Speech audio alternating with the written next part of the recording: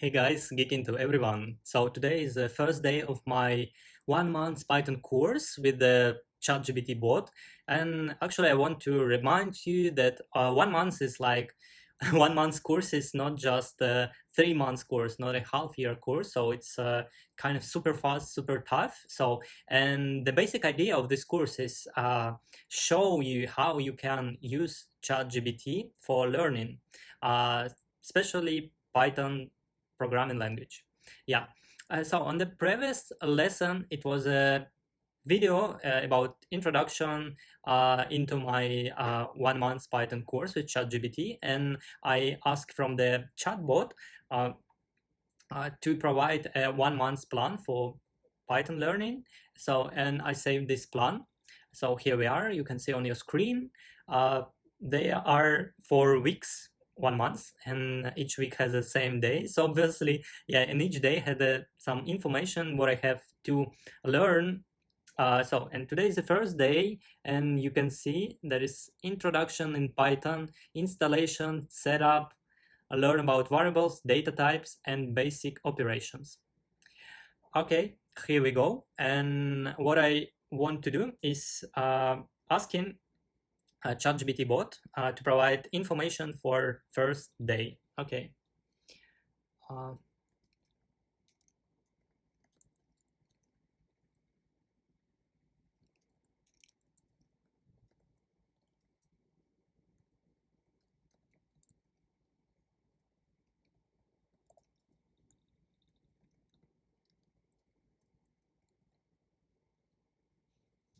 okay, and I want uh, to ask detailed and uh, simplifier.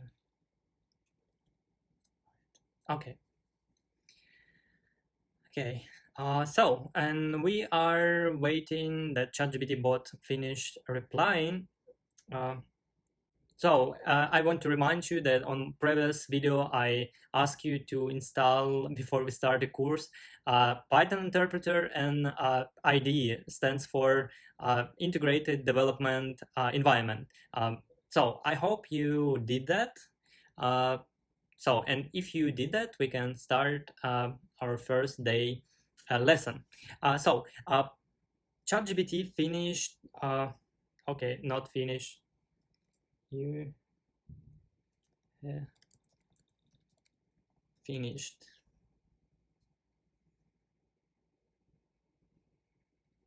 Okay, now it's finished. Yeah. Okay. Let's take a look about detailed information. So first step is the introduction in Python. Python is a versatile and beginner-friendly programming language used for various applications such as web development, data analysis, artificial intelligence, and more. Python is really friendly, and many students started learning programming languages with Python. Python emphasizes readability and simplicity, making it an excellent choice for beginners. Right, yeah. Uh, Many of my friends who are not into programming and they want to start learning programming language, their choice uh, is Python, you know. Python uses indentation to define blocks of code, which improves code readability. Yeah, on the future, we are going to see how it works, but yeah, actually, it improves code readability. Okay, installation and setup. It's step number 2. To begin learning Python, you need to install the Python interpreter on your computer. Yeah, as I asked before, you can download and install Python interpreter on your operational system. You can go to the Python website, python.org, and download the latest version suitable for your operational system. Okay, but check it out on your, if you already have interpreter, please check it out the version, maybe you want to upgrade the version. I use Python 3, by the way. So during the installation, make sure to select the option to add Python to the system path, which allows you to run Python from directory on your computer. Right? Yeah, really useful. You can Google it, how to do that, and you can do that. Running Python code. After installing Python, you can run Python code in several ways. Okay, Python shell. Yeah, you can do that. Integrated Development Environment, IDE. So I recommend you to download it. IDE is a program which helps you to write and run your code in the comfortable way. I use a Visual Studio Code, and also I have a PyCharm. So here, Chatbot recommend PyCharm and Visual Studio Code as well. So you can download Visual Studio Code and write code and run code there. And text editor, yeah, there are several options. Yeah, text editor, and actually it's kind of old school, but you can run it, and you can write your code on the just the text editor and save it, and then run it from the terminal. Yeah, doesn't matter whatever you want, but IDE, such a Visual Studio Code, is so comfortable. Okay, step number four, variables. In Python, variables are used to store data. Okay, that's interesting.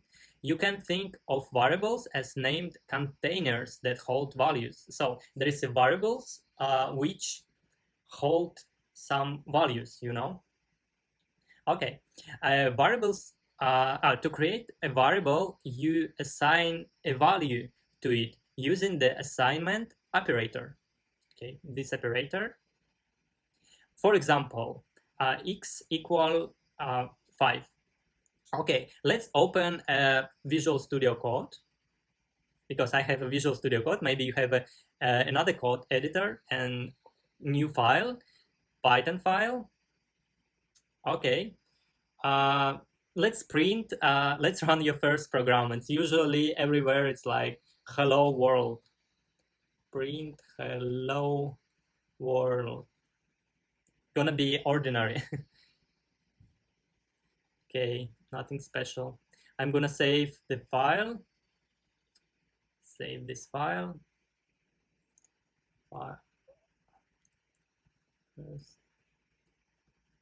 Prog. Save it. Okay, and then I want to run this program. So print is the function which print what they have inside these brackets. Okay, inside the bracket there is a string, hello world. How you know there is a string? Because there is words, and these words are into these quotes. Okay, on the terminal you can see hello world. Yay, my congratulations, it's your first program. And actually I hope it's not, because it's this course is not for beginners. It's just for people who want to learn how you can use a ChatGPT bot for learning Python, because it's not for beginners. It's like a little bit tough for beginners. Anyway, okay, what are we gonna do? It's like to create a variable. Okay, let's copy that. On the second line, we're gonna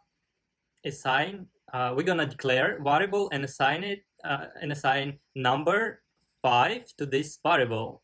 Okay, one more time, if we run this code, there is no errors. That's good. Yeah, we see hello world on the terminal. This function print these words. Okay, and there is assignment. We can print our variable x if you do that. Okay, on the terminal you can see hello world and 5, and that's cool. So that means we assign and then we declare and assign this variable right way. Good. Variables can store different types of data, such as numbers, text, lists, or even more complex objects. So in this way, the variable store number. Okay. Next, step number 5, data type. Python has several built-in data types, including numeric types, integer, short int, and floating point numbers, short float. Next one is a text type, string, str, to represent sequences of character. Next one, Boolean type, true or false values, used for logical operation. So next one, sequence types, lists, and tuples to store collection of items. And then mapping type, dictionary to store key value pairs. Each data types has its own characteristics and functions. Yeah, that's true. Further, we are gonna talk about each data type in details, but now it's like first lesson, so I'm not gonna show you detailed information about each data type, okay? So, basic operations. Python supports various basic operations that can be performed on different data types. Okay, what these operations? Arithmetic operations, addition, subtraction, multiplication, division, and more.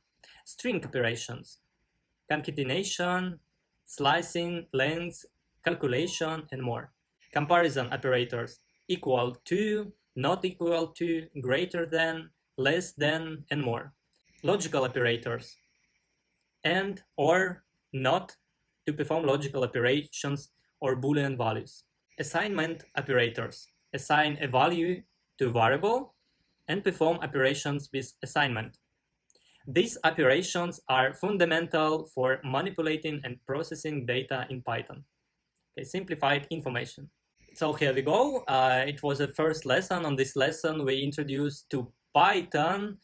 We now know what is the Python, why many people like Python, and why it's one of the best programming language for starting. We talk about installation and setup, and we run our first program. I hope it's not. And I show you how you can run the code on the VS Code, you know, how to print code, how to assign some value to variable, how to declare a variable. Okay, we talk about variables as well and data types, and about basic operations as well. Okay, so I hope you like our first video. Next day it's gonna be control flow statements, if else, and loops for and while. Thanks guys for watching this video. I hope you like it. Ciao ciao.